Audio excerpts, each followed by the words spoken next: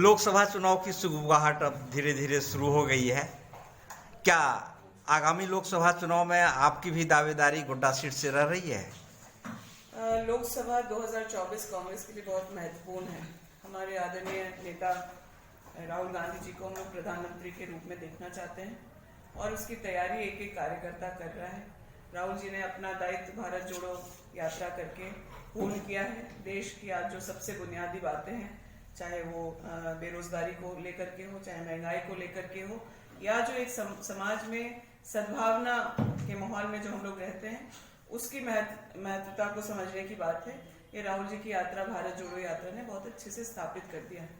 अब हम कार्यकर्ताओं की बात है कि राहुल जी के संदेश को लेके हर घर तक पहुंचें और इस देश में जो तानाशाह सरकार चल रही है उसको हटाने का काम करें। उसके लिए बहुत महत्वपूर्ण है कि हम लोग लोकसभा चुनाव में ज़्यादा से ज़्यादा सीटें जीत करके आए।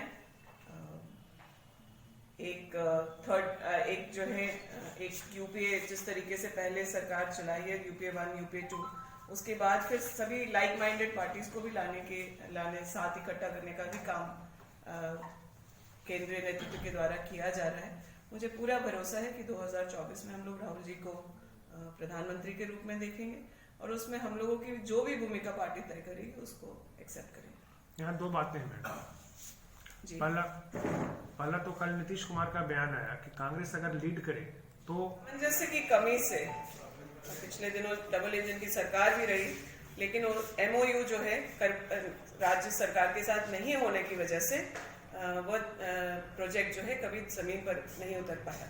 हमारा क्षेत्र स्वास्थ्य सुविधाओं से वंचित क्षेत्र हम मान सकते हैं और आसपास सिर्फ मेरा ही विधानसभा नहीं, हमारा पूरा जिला, पूरा आसपास का इलाका, अगर इलाज के लिए कोई गंभीर बीमारी की बात होती है या बहुत बेसिक भी जो रिक्वायरमेंट है उसके लिए या तो भागलपुर जाना पड़ता है उन्हें, या फिर वो कलकत्ता जाने का रास्ता देखते हैं या दिल्ली वेल्लोर की तरफ बढ़ते हैं। इस 300 बेड अस्पताल के लिए मैं विशेष धन्यवाद करना चाहूंगी मुख्यमंत्री जी का, कोयला मंत्री जी का और स्वास्थ्य मंत्री जी का, ECL के लोगों का, कि इस इलाके की बहुत बड़ी समस्या का निदान हो जाएगा इस सुपर स्पेशलिटी अस्पताल के बनने से। जो हमारे पेशेंट्स को बिहार और बंगाल की तरफ जाना था, मुझे लगता है इस अस्पताल से हम लोगों की स्वास्थ्य सुविधाएं सिर्फ नहीं बढ़ेंगी बल्कि दूसरे राज्य के लोग भी आकर के यहाँ पर अपना इलाज करा पाएंगे।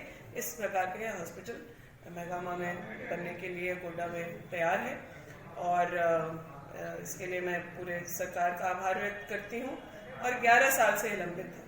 अगर आपकी क्या प्राथमिकता थी मैडम, जो कि 3.5 वर्ष के दौरान पूरा हुआ, और क्या बाकी रह गया है? देखिए, आप लोग मेरे संघर्ष के सब साथी रहे हैं, गवाह रहे हैं इस बात के कि हम लोगों ने जिलाध्यक्ष रहते हो, चाहे अखिल भारतीय महिला कांग्रेस की सचिव होते हुए जो काम है या जो जनहित के मुद्दे थे, हम लोग लगातार उसको उठाते रहे। मेहगामा बहुत बुनियादी सुविधाओं से, देख रेख से वंचित था।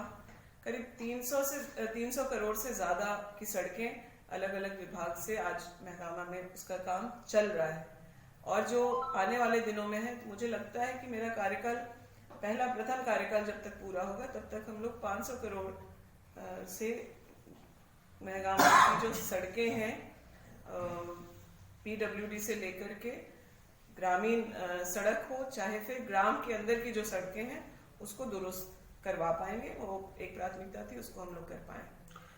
पीने के पानी को लेकर के विशेष परेशानी इस साल सुखाड़ की वजह से और हो रहा है, तो पीने की पानी की समस्या को लेकर केंद्र और राज्य सरकार के सामंजस्य से बहुत सारी योजनाएं चलती हैं।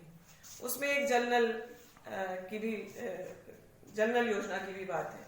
उसको प्राथमिकता देते हुए जल्द से जल्द हर घर नल से कैसे जुड़े, ये हम लोग प्राथमिकता में ले रहे हैं और प्रयास ये है कि इस काम को हम लोग पूर्ण करा सकें।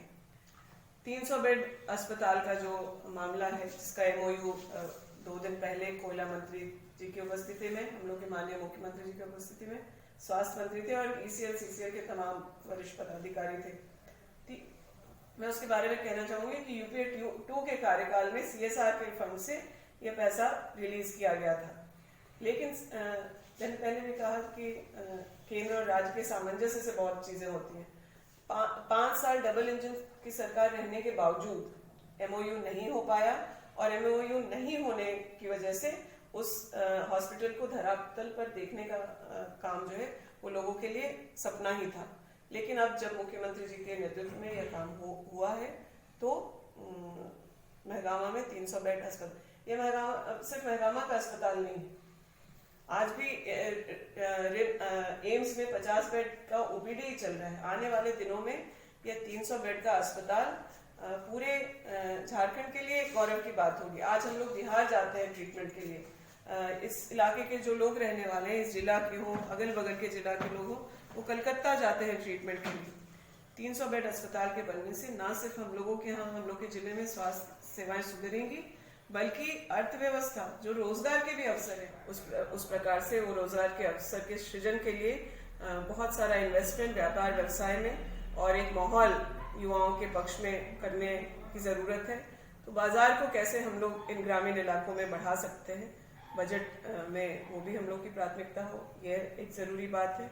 स्वास्थ्य को लेकर कोई जो बातें हैं वो हम लोग डिस्कस कर ही चुके हैं, और उसके साथ ही साथ महिलाओं को रोजगार, स्वरोजगार नौकरियों से जोड़ने को लेकर के जो स्टेप्स लेने जाने चाहिए, उस पर मैंने बजट की चर्चा पर अपनी बातों को रखा। जी, जैसे P35 में ये बात सामने आ चुकी है, ऐसे में चूंकि आप राष्ट्रीय महासचिव भी हैं, तो आपको क्या लगता है क्या हो सकता है? नहीं, बिल्कुल, देखिए, हर पार्टी इस बात के लिए फ्री है कि वो तय करे कि आज देश की सबसे ज्यादा परेशानी क्या है। अर्थव्यवस्था पूरी तरह से हिली हुई है, समाज में जो है वैमनस्यता का माहौल है, बेरोजगारी, महंगाई सब चरम सीमा पर है। इसमें अगर हम लोग अपने व्यक्तिगत बातों से ऊपर उठ करके अगर नहीं एक साथ आए तो फिर परेशानी होगी। देश के जनता के लिए कांग्रेस लगातार प्रयासरत रही है। कई ऐसे उदाहरण हैं जो हम लोगों को इस पूरे मुहिम को लीड करने के लिए सबका साथ समर्थन मिला रहा है, और बाकी जितने भी अपने साथी हैं मुझे उम्मीद है कि समय पर साथ होंगे। तेजस्वी यादव का एक बयान आया है कि हम लोग साथ में मिलकर